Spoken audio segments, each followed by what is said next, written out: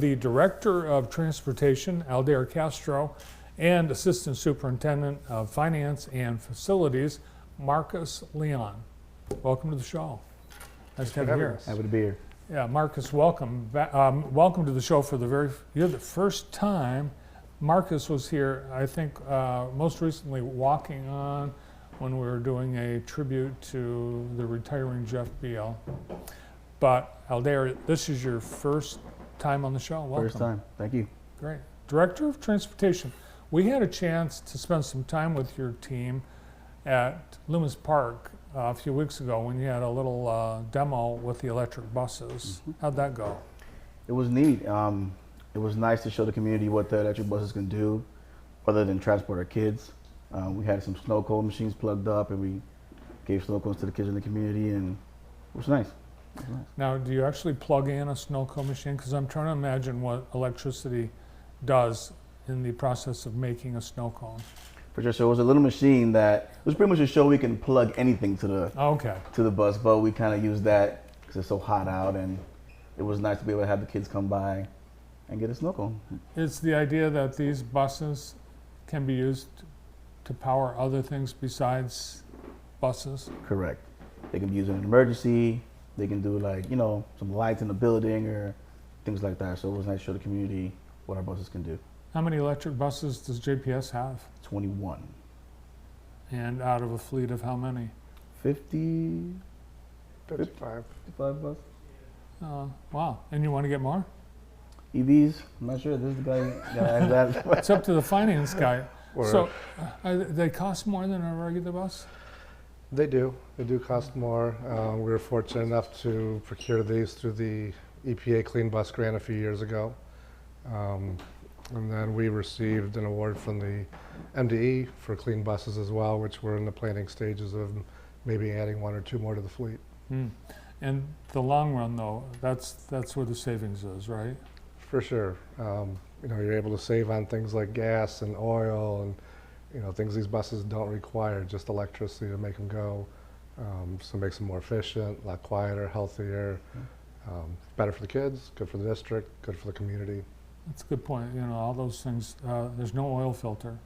Mm-hmm. There's no spark plugs. Mm-hmm. None of it's windshield washer fluid. Still have that.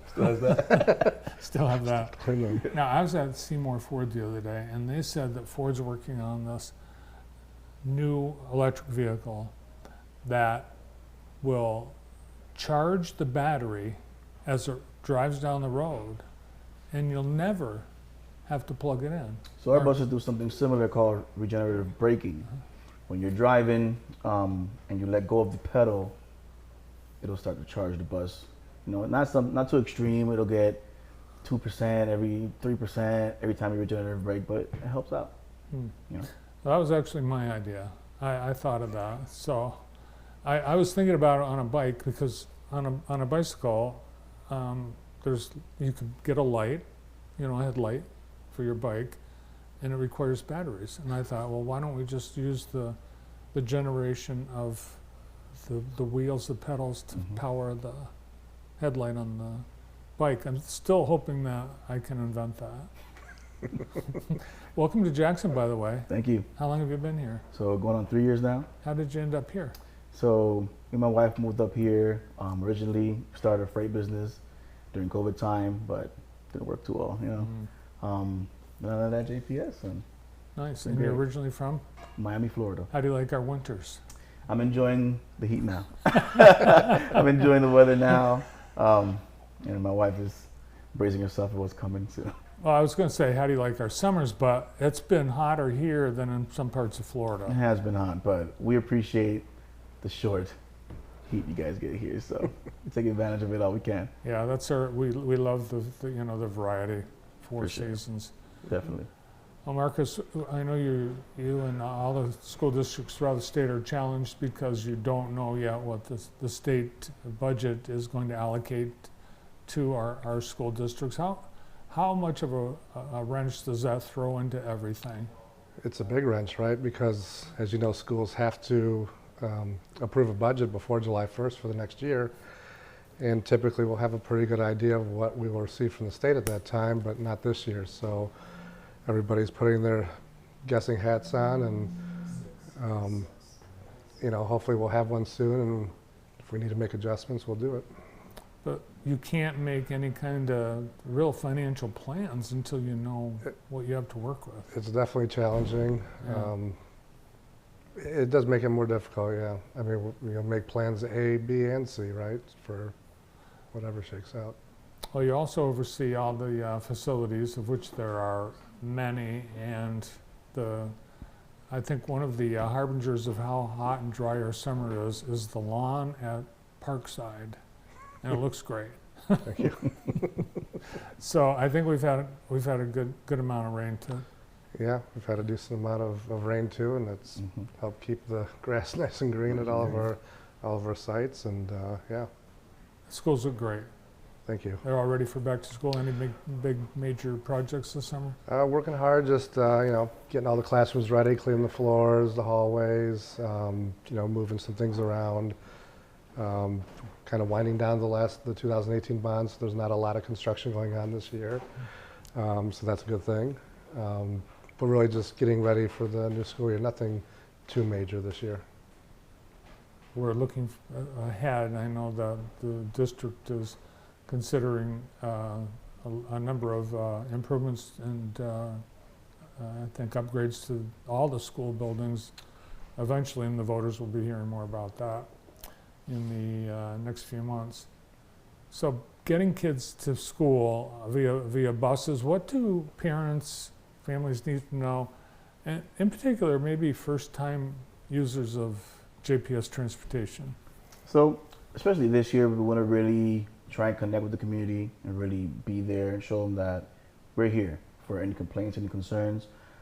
And it's a lot to put your child in our hands every day on a big bus. So just trust that we can get a job that will get them to school safely, we'll get them home safely, and it's just, making sure they're prepared. They have their stuff on all the time. They have, like, on the winter, their gloves. They have their hats, and just teach your kids how to keep their things, not to lose them. So that's the most important things for me. Does transportation have their own lost and found box? We do. We take them to the schools, and the schools kind of take care of that. But besides that, bus rules as well. There's a list of rules on our JPS website. And there's a lot of safety concerns are the bigger ones, the standing up and hands outside of the window, heads outside of the window. Those are things that can become something way bigger than it should be if we don't, put an eye to it. But besides that, we just want to gain the community's trust this year. Aldair, how do you staff transportation? So we staff through METS. METS pretty much staffs it all for JPS. And we're always hiring any parents or any people concerned who want to become bus drivers. We're always looking for drivers who are willing and able and excited to be a bus driver. But yeah, we staff through METS, METS.us, and you can apply there. And we kind of have a recruit system where they fill out and they call them, and we do an in-person interview. And if they got what it takes, we'll go to the CDL training for them. We pay for it all, and we just want to make sure our drivers are equipped with all the knowledge and information to get these kids to school. Do you drive a bus yourself? I do. The job is, I think, pretty challenging. You got to pay attention to what's in front of you, but also, 30 or 40 people right behind you. Appreciate that. Do you have, is there like monitors or aids that go along with the drivers? Yes, sir. So we have bus aids as well. We're also always looking for bus aids. On the same METS.us website, they can go and apply, and we go to the same system where the recruiter will call, and we have an in-person interview. And yeah, we try to just equip, especially our newer drivers, with a bus aid so they can focus a little more on the road and not have to worry about kids and the road. So yeah, we try to equip them with all the tools necessary to be as safe as possible. Are they hiring right now? Always. Yeah. Always. We talked about the electric buses. So you guys take kids like on field trips and sporting events, and there's a limit on. Sure. For sure.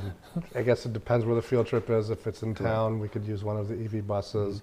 We did keep a handful, 4 or 5 diesel gasoline buses, so we could make those trips across the state for athletics or banned or what have you, right? Just because the infrastructure is not across the state yet.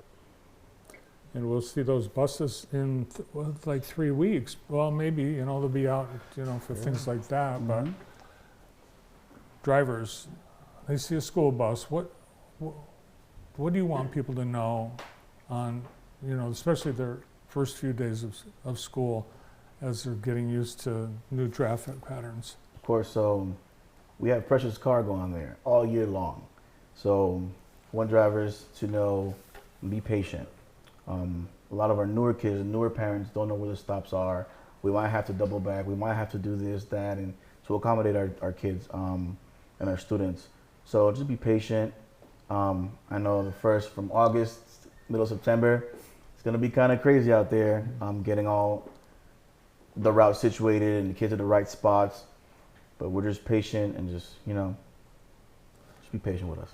Yeah, and one of the things I know, the first few days of school is, the sun's in the worst position in the morning, isn't it?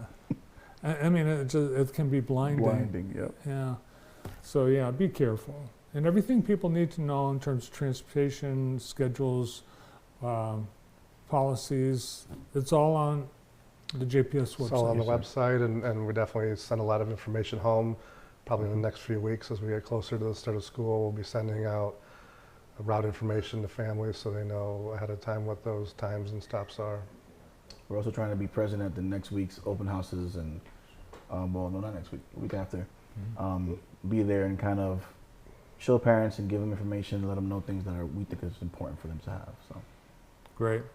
Well, I wish you two great start to the school year. thank you. Thanks for coming in today. Nice to see you both. Appreciate it, Thank sir. you. The Director of Transportation at JPS, Aldair Castro, and Assistant Superintendent Finance and Facilities, Marcus Leon.